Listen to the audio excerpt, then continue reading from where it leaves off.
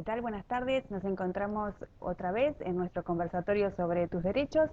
En esta oportunidad tenemos un invitado que nos va a hablar sobre los créditos hipotecarios y sobre la situación actual debido a la pandemia, qué está pasando con estas cuotas, si están congeladas, si no, cómo hacer. Bueno, para todo esto, hoy nos invitamos al doctor Sebastián Sabene, quien es especialista en estos temas. Él tiene un máster en Derecho Notarial y bueno, escribió un libro sobre, varios libros, pero específicamente uno sobre Derecho Registral, así que bueno, un especialista que nos va a sacar todas las dudas sobre estos temas y bueno, muy bienvenido. ¿Qué tal, Sebastián? ¿Cómo estás? Hola Natalia, un gusto, ¿eh? Muchísimas gracias por la convocatoria, por la invitación. Un placer participar de este portal.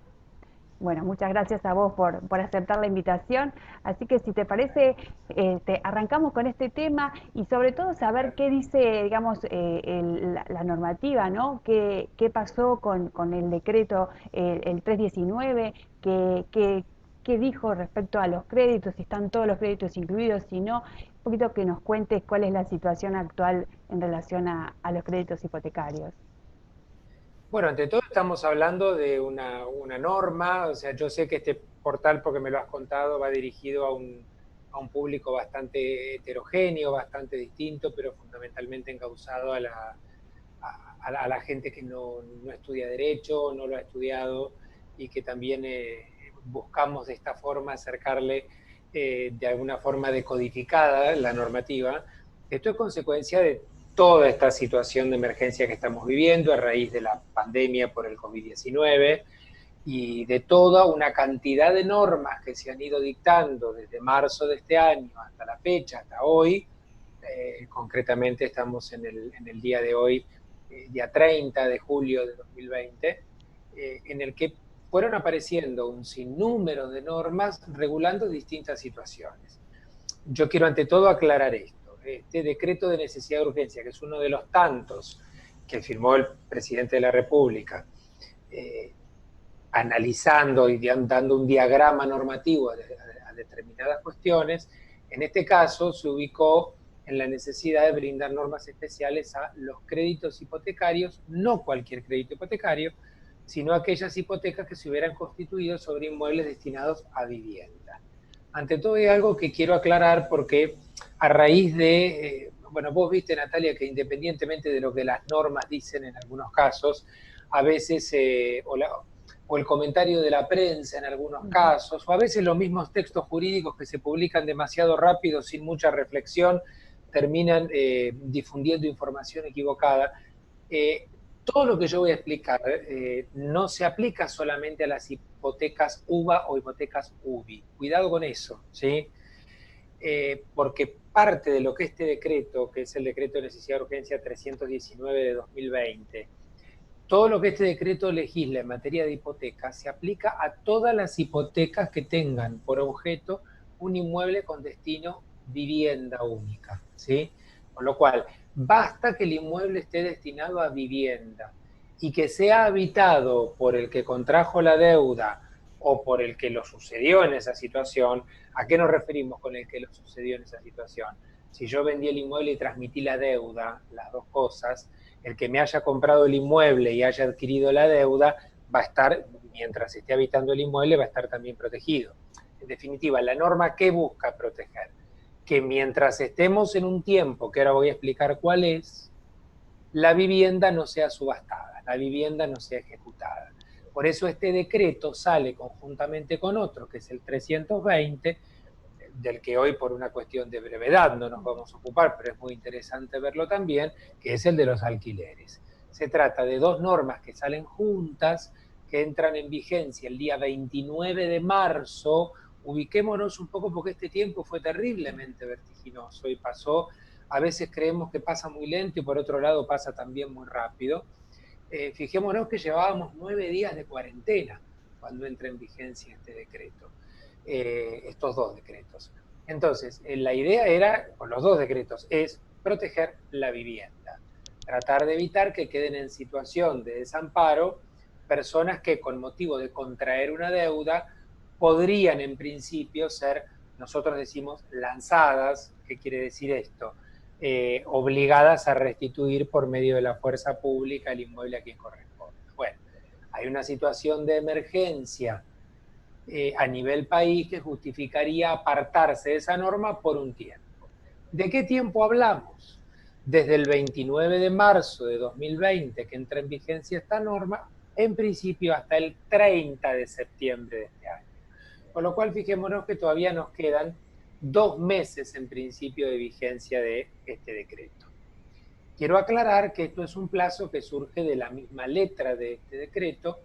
No surge la posibilidad de que haya una prórroga, pero tampoco se puede descartar eso, porque no nos olvidemos que cuando se dicta este decreto, estamos hablando, reitero, 29 de marzo de 2020, la situación o el análisis epidemiológico que se podía hacer en Argentina era totalmente distinto al que se hace hoy. No nos olvidemos que en aquella época pensábamos que el pico iba a llegar entre fines de abril y principios de mayo, y esta mañana miraba en el noticiero que lo seguimos esperando el pico, porque nos asustan los números, pero parece que todavía no llegó, ¿viste? No llegó, no llega. Entonces, no sé qué decirte, en una apreciación mía personal, pienso que, sin perjuicio que es prematuro, es solamente una mera opinión, probablemente nos encontremos con que la vigencia de este decreto se termine prorrogando y vaya un poco más allá del 30 de septiembre.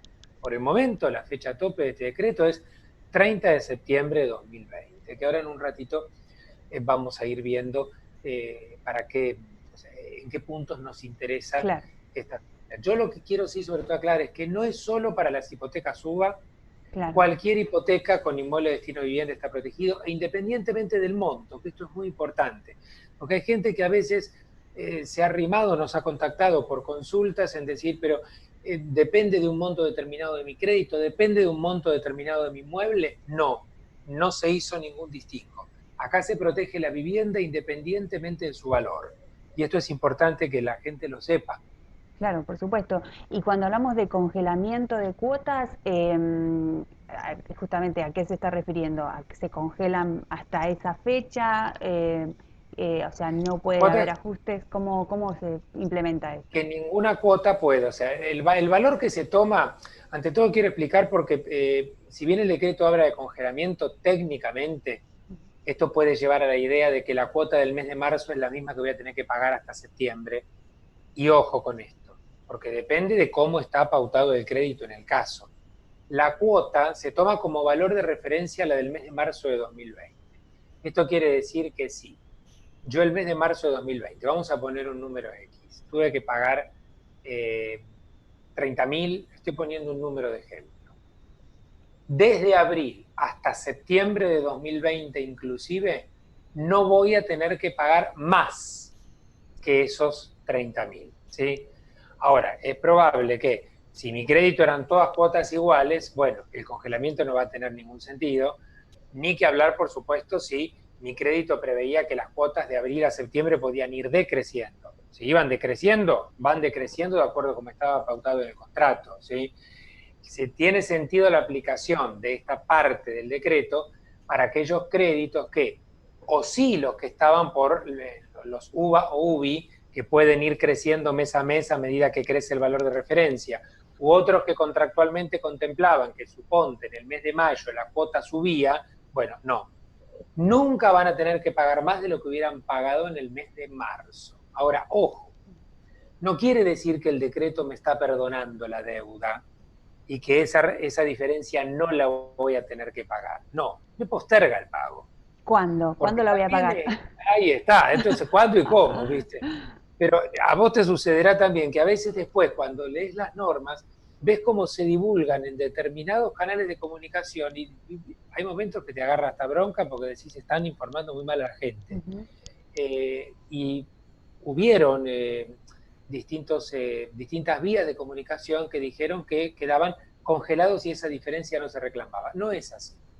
El decreto lo que establece es que hasta septiembre, hasta el 30 de septiembre de 2020, esa diferencia, vamos a suponer que yo hubiera debido pagar de abril a septiembre 35, y que como en marzo mi valor era 30, me congelaron a 30.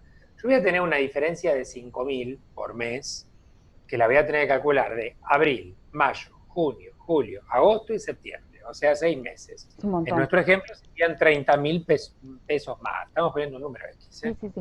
Esos 30.000 pesos me los van a cobrar. Lo que pasa es que me los van a cobrar a partir de octubre, financiado en no menos de 3 cuotas, no menos de 3 cuotas, pueden ser más, pero no menos, y cuotas a las cuales no se les puede aplicar ningún tipo de interés, ¿sí? O sea, el beneficio para el deudor hipotecario en este caso está dado en la financiación y la postergación. ¿Y qué? Entonces yo las pagaría, en el peor de los casos, tienen que ser 3 cuotas mensuales, iguales y consecutivas. En el peor de los casos las pagaría en 3 cuotas de 10.000 en octubre, noviembre y diciembre de 2020. No sé si se entiende, creo que Sí, sí, a sí, sí. partir del ejemplo, para que lo pueda la gente Perfecto. tangibilizar, que hay un beneficio económico, sin lugar a dudas, sin perjuicio de que me mantienen, ya lo vamos a ver, incólume la vivienda. Hay un beneficio económico, pero no una condonación de la deuda. ¿Y De qué ninguna pasa manera me si, están diciendo si usted yo no no lo va a lo puedo pagar. pagar? Claro, si yo no lo puedo pagar porque en realidad tengo un comercio, no tengo ingresos, no sé, no me están pagando el sueldo, ¿hay una forma de justificarlo? ¿Hay alguna Ahí medida? estamos en otra Ujú. situación, porque lo que yo estoy explicando hasta ahora es el que puede pagar al valor congelado, ¿sí? Ahora, otra situación distinta es lo que sucede lamentablemente mucho por las consecuencias económicas que está acarreando esta pandemia y las distintas decisiones que rodearon un escenario político sobre el que no me interesa opinar porque estamos acá para una cuestión jurídica. Pero concretamente después está la situación del que realmente no puede pagar ni ese valor congelado, porque la realidad es esa. Hay mucha gente que depende del ingreso de un comercio que tuvo cerrado hasta esta semana o todavía lo tiene cerrado, que no tuvo ingresos a veces ni siquiera para satisfacer sus necesidades básicas, entonces tampoco va a tener dinero para afrontar el pago de una cuota de un crédito hipotecario. O sea, la realidad que estamos viviendo en el país es esa. Entonces, ¿qué sucede para esa gente? Hay otra norma dentro de este decreto que se ocupa de estos casos. El que no pudo pagar nada de esa cuota, o sea, ni siquiera la congelada, el que pudo pagar menos del valor congelado, o sea, el que no llegó a pagar ni esos 30, sino que pudo pagar 15, 20, 5, ¿sí? O el que pudo hacer el pago pero fuera de tiempo, total o parcialmente, ¿sí? O sea, la falta de pago, el pago parcial o el pago impuntual. Para esos casos, también se prevé la postergación de su exigibilidad, o sea que no se lo van a poder exigir hasta octubre, hasta la fecha en que vence el crédito correspondiente a la cuota de octubre, en no menos de 3 cuotas, ¿de acuerdo? Solo que ahí sí se va a poder cobrar un interés compensatorio, ¿sí? Que ese interés nunca puede superar el que el Banco de la Nación cobra en los plazos fijos en pesos, ¿sí? O sea que encima es una tasa de interés que está pautada por el mismo DNU, por el mismo decreto de necesidad y urgencia, en no poder superar lo que te cobra para los plazos fijos en pesos el Banco Oficial a nivel nacional, ¿no? Con lo cual, sí quiero distinguir, o sea, la situación es parecida pero no igual. El que puede pagar el valor congelado lo va a pagar a partir de octubre y lo va a pagar sin ningún interés. El que no puede ni eso, lo va a pagar a partir de octubre, financiado igual, pero con un interés compensatorio, ¿sí? Igual, lo que nosotros estamos viendo es un muestreo absolutamente, reitero esta palabra, heterogéneo, distinto en lo que está sucediendo. Vemos en líneas generales bastante voluntad de pago, sobre todo sea para los alquileres, sea para las cuotas hipotecarias. Se ve una cierta voluntad de pago en poder arrimar, aunque sea lo que se puede. Claro. Porque lo cierto es que me parece que más allá de todas las dificultades y de todos los aspectos negativos que uno puede indicar en estos tiempos pandémicos tan terribles que se viven, también se está despertando un costado de solidaridad y reciprocidad muy importante y que es un sello característico en nuestra población. Porque a veces creemos que detrás de este crédito hipotecario está necesariamente una entidad bancaria. En muchísimos casos sí, pero a veces no. A veces hay un particular que también depende de la entrada de este crédito hipotecario para satisfacer sus necesidades, porque son muy distintas estas realidades. Y De siempre manera que, es recomendable esto de demostrar voluntad de pago, ¿no? O sea, siempre esto de acercarse y de hablar, digo, estas cuestiones que a veces se pierden, ¿no? Porque un banco es tan frío, pero, qué sé yo, no sé, me da la sensación de que despertar esta voluntad siempre puede ser bien recibida por el acreedor, ¿no? sin duda, vos viste, Natalia, que nosotros, los abogados, ya del paradigma del siglo XXI, no somos más los abogados litigantes, como a veces la gente nos ve, viste, como el Quijote, está Ujú. yendo a pelear. Somos, el abogado del siglo XXI es un abogado que intenta arbitrar todos los medios para resolver un conflicto y que primero apunta a la renegociación, a la mediación. Y esto es una crisis tan grande a nivel mundial que nos afecta absolutamente a todos, que es más necesario que nunca optimizar esos medios alternativos de resolución de conflictos. Con lo cual, lo que yo sugiero siempre a mis clientes, lo que nosotros desde nuestro equipo en el estudio jurídico asesoramos a nuestros clientes, es primero tratar de sentarnos a renegociar, a buscar una solución objetiva, algo que no sea inconveniente para el interés de nuestro cliente, pero que pueda ser una solución posible. Porque sabemos que si yo estoy asistiendo o asesorando a un deudor, yo le puedo garantizar con total seguridad que hasta el 30 de septiembre de 2020 su juicio hipotecario no avanza, que se puede quedar tranquilo, que seguramente va a haber normas que lo van a proteger, y hasta podría con picardía decirle, mira, si no pagás, ten en cuenta que con el interés que te van a aplicar, en definitiva, si haces la cuenta, salís ganando. Tampoco es la idea llevar, me parece a mí, la conducta social y económica por ese lado ante una situación que despertó la necesidad de toda o de la amplísima mayoría de la población en igual medida. Entonces sí, coincido absolutamente con vos, hay que despertar esta voluntad de pago, aunque sea de lo que se pueda, porque es apreciada. Y lo digo tanto para las cuotas hipotecarias, que es el tema que estoy hablando, pero se puede tomar también para el otro decreto que trató el tema de alquileres, que ahí vincula más a los particulares entre sí. ¿Y qué pasa con las ejecuciones que están en trámite en este momento? Digo, yo no pagué antes de la pandemia y me hicieron un juicio de ejecución por esa falta de pago. ¿Y qué pasó ahora? Suspendidas, pero ¿qué es lo que es? A ver, suspendidas dice la norma. Ujú. A ver, vamos a tratar, porque es muy difícil sacar una radiografía del país entero, porque la gente sabe, nuestro país se compone de 23 provincias y la ciudad autónoma de Buenos Aires, o sea, de 24 demarcaciones territoriales, si se quiere, ¿no? No hay una igual a la otra en cuanto a cómo están funcionando los tribunales. Entonces eso ya hace muy complejo explicar esto si desde el portal nos están siguiendo de distintas provincias. La mayor parte de las demarcaciones estuvo hasta la fecha, eh, o todo su tiempo o una mayor parte de su tiempo con los tribunales sin funcionar o funcionando realmente en forma parcial y con una parcialidad muy, muy acotada. ¿Qué quiero decir con esto? El decreto de necesidad de urgencia dice que para todas las ejecuciones hipotecarias, o sea, todos los juicios por falta de pago de hipoteca, ¿sí?, que estuvieran en trámite el día 29 de marzo de 2020, mientras se trate de hipotecas que recaen sobre inmuebles con destino a vivienda, que son las que nosotros hablamos desde el inicio, quedan suspendidas. Pero luego eso tiene que ser decretado por el juez, y el juez tiene que verificar o apreciar, de acuerdo a las pruebas que tiene en su expediente, en el expediente, perdón, que realmente se trata de una hipoteca alcanzada por este decreto de necesidad y urgencia.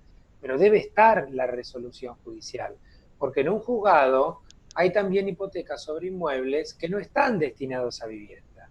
Entonces, si no están destinados a vivienda, no tienen nada que ver con este decreto y sus ejecuciones no tienen por qué estar suspendidas. Creo que en esto soy claro. Esas ejecuciones tienen que seguir avanzando porque no tiene absolutamente nada que ver con lo que nosotros estamos comentando. Pero ¿qué sucede? Te encontrás, por ejemplo, que Ciudad Autónoma de Buenos Aires, o sea, Capital Federal, todavía no reanudó el fuero civil su actividad. Parecía que la reanudaba el lunes de esta semana y después volvieron atrás, ¿sí? Provincia de Buenos Aires parcialmente, pero no hemos visto en todos los juzgados la reacción de los jueces, porque algunos jueces esperan que el acreedor o el deudor pida esa suspensión, que obviamente primero pensamos que la va a pedir el deudor, ¿sí? Y otros jueces dicen, no, como el decreto de necesidad de urgencia es de orden público, yo de oficio puedo agarrar todas las ejecuciones hipotecarias en trámite y empezar a dictar las suspensiones en los que corresponda. La verdad es que en la práctica, ¿cómo va funcionando esto? Si al acreedor se le ocurre instar, o sea, activar, para que se entienda, el avance de este juicio, sin lugar a dudas, o el juez va a decretar la suspensión en esa ocasión, o el deudor, cuando se lo notifique, se le corre el traslado, como decimos nosotros, que corresponda, ahí entonces va a peticionar la suspensión. Pero sí es importante que se sepa que desde el espíritu de la norma, desde lo que el decreto busca, es que durante todo este tiempo, hasta el 30 de septiembre de 2020 en principio, esos juicios hipotecarios no avancen, justamente para evitar que lleguen a la instancia en que se tenga que subastar el inmueble, que es lo que no se permitiría en un inmueble hipotecado con destino a vivienda en este tiempo. Claro. Y por supuesto tampoco se pueden iniciar juicios ejecutivos, ¿o sí? Mira, yo en la lectura que tengo sí. Esto está discutido. Ajá. Para mí el decreto lo que decreta es la suspensión, con lo cual a mí me da la pauta de que lo único que se puede suspender es lo que ya se inició. Acá hay una cuestión muy técnica. Pero iniciar una nueva ejecución, sí. Lo que pasa es que vos la iniciarías y la dejarías ahí iniciada, porque más no podrías avanzar. Pero al menos podrías cortar la prescripción. La iniciarías y nada más. Y podrías llegar a trabar el embargo en el registro de la propiedad, porque te lo permite el decreto, y hasta ahí llegarías. No podrías cumplir ningún otro paso porque te quedaría automáticamente iniciada y suspendida. Pero al menos vos, acreedor hipotecario, podrías decir inicio. Pero no podrías iniciarla, ojo con esto, por deudas de las que se generen de abril a septiembre. Exacto, eso. Porque esas, recordemos, se hacen exigibles a partir de octubre, pero vos podrías iniciarlo hoy por la cuota que no te pagaron en enero o en febrero. Claro, claro. Marzo. Exacto. ¿Sí? Eso sí. Pero vuelvo a lo mismo, en Capital no la pudiste haber iniciado porque no funcionaban los tribunales, o acá en provincia hace muy poquito cuando permitieron sorteos informáticos, ¿sí? O sea, estamos también, y esto es importante que aquellos destinatarios que nos escuchen y vean, que no formen parte, digamos, de la comunidad jurídica, de los profesionales jurídicos, sepan que estamos trabajando con el minuto a minuto, como les digo a veces a mis clientes, ¿no? Nos falta atender el estudio jurídico con la cucaracha en la oreja como los programas de televisión, porque si miraste tu celular hace 10 minutos, ya estás un poco desactualizado porque van apareciendo segundo a segundo las novedades. Y también fueron apareciendo muchas novedades con respecto a cómo se podían iniciar las causas, a cómo avanza. Todos estamos aprendiendo a informatizarnos mucho más, a trabajar a distancia, los tribunales desde su lugar, nosotros los abogados desde el nuestro. Es todo un aprendizaje enorme para una sociedad entera. De manera que, sin perjuicio que teóricamente podrías iniciarla, han sido contados los casos que se iniciaron, convengamos. Claro, claro. Han sido contados. Sí, y que prosperan en el avance del proceso y que pueden tener sentencias ejecutivas, eso es como que no. Vos y yo sabemos que están Que no. avanzando muy poquito Muy los poquito. procesos. Sí, Pero sí, bueno. sí. No, y sí, situaciones así de excepción, de urgencia, bueno, temas de alimentos puede pasar. Digo, hay cuestiones muy, muy puntuales que sí ha habido sentencia, pero en estos casos lo han relegado un poco, ¿no? Por supuesto, pero quiero también hacer una salvedad, porque a veces uno puede decir esto y puede comprenderse mal. No es que estemos diciendo, por ejemplo, en el caso de la provincia de Buenos Aires, que el Poder Judicial no esté funcionando. El Poder Judicial de la provincia de Buenos Aires, y esto hay que decirlo, en ningún momento dejó de funcionar. Porque la gente suele tomar como noticia nacional lo que sucede con el Poder Judicial de la Nación, que sí estuvo en feria y sigue en feria extraordinaria en principio hasta el lunes 3 de agosto. Pero en la provincia de Buenos Aires hubo siempre un funcionamiento parcial que ha ido creciendo, que sigue creciendo, pero siempre funcionó. Pero hay que entender que funcionan con el plantel de empleados trabajando con una modalidad de teletrabajo que durante el tiempo de pandemia se fue implementando y se va optimizando, que nunca es lo mismo que tener a todo el plantel de empleados trabajando físicamente en el juzgado, porque por infinidad de cuestiones la organización del trabajo no es la misma, y que los funcionarios, de acuerdo al protocolo de seguridad de la Suprema Corte de la provincia, se van turnando, porque no pueden estar todos juntos en el mismo espacio físico por una cuestión sanitaria. Entonces, no es que con esto estamos diciendo la justicia no funciona, no, nada está funcionando como normalmente funciona o debería funcionar, pero por una cuestión que no depende de la voluntad de quienes lo llevan adelante, sino de esta situación que nos superó a todos. Y esto me parece que hay que entenderlo y comprender esto como un esfuerzo de voluntades. Quería aclararlo porque si no puede comprenderse mal. Y también la gente viene con la idea de que en provincia los tribunales están en feria. No, No. en provincia los tribunales nunca estuvieron de feria extraordinaria, y es más, ahora deberíamos estar en feria ordinaria y tampoco hay feria ordinaria. ¿Sí? O sea, directamente no hubo feria invernal este año. No. Y sí, bueno, pero lo importante es aclarar que también va a depender de la jurisdicción, provincia es una cosa, Salta es otra, y ahí van variando cada procesos, van variando a pesar de que la ley es para todos, depende cómo se aplique en cada jurisdicción, ¿no es Claro, cierto? claro que sí. Pero bueno, sí, es importante esto, y bueno, también tener en cuenta que como para ir cerrando, ¿no? Esto, digo, como para hacer una conclusión sobre digamos, yo tengo un crédito hipotecario para una vivienda y cuáles serían, digamos, los puntos a tener en cuenta de acuerdo a lo que vos fuiste diciendo, como un resumen, ¿no? Si no pago, ¿qué va a pasar? Ante todo, la tranquilidad de que Ujú. hasta el 30 de septiembre de 2020, si yo ya estoy en juicio, mi juicio no avanza, ¿sí? Caso que rige para el supuesto en que yo ya debía de antes, ¿sí? Si yo siempre fui puntual en los pagos y el inconveniente lo tengo ahora, no voy a tener desprotegida la vivienda por el momento, ni voy a estar en mora, ¿sí? O sea, no voy a ser un deudor moroso durante este tiempo, porque la ley me da el beneficio de postergar ese pago en no menos de 3 cuotas a partir de octubre. Pero la tranquilidad para el deudor no va a ser un deudor moroso por el momento.